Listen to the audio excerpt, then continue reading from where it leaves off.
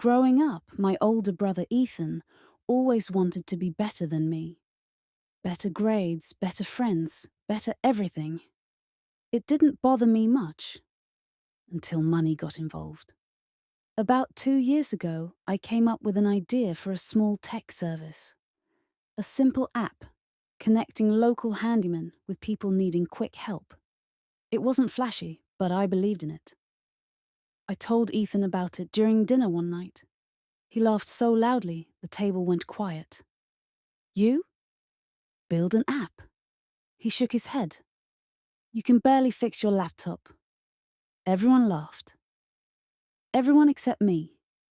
I stayed quiet, but inside, something clicked. For a few months, I worked alone at my kitchen table. Nights, weekends, everything. I learned coding basics, hired freelancers when I got stuck, and slowly, it became real. And then, out of nowhere, Ethan posted on social media. Launching something big soon. Stay tuned.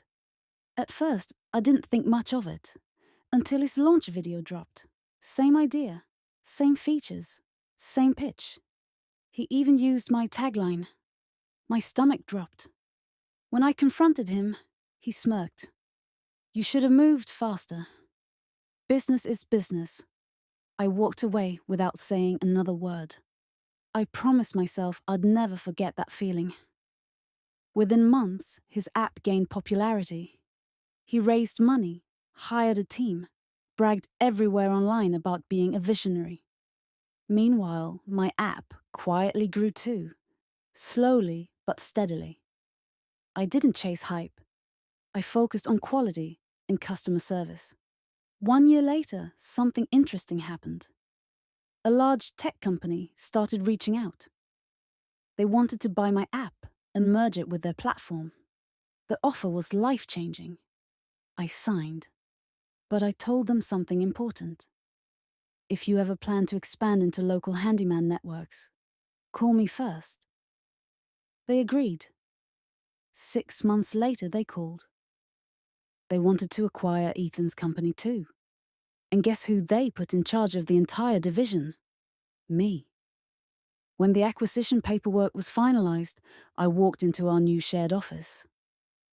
Employees applauded. They already knew who I was. Ethan didn't. He arrived late, wearing his startup hoodie, looking confused. So what's happening? He asked. The CFO smiled. We've merged both platforms. You'll be reporting to our new division head. Ethan laughed. Oh, cool. Who is he? The CFO stepped aside. It was me. Ethan's face turned pale. You've got to be kidding, he whispered. No, I said calmly. This is business, remember?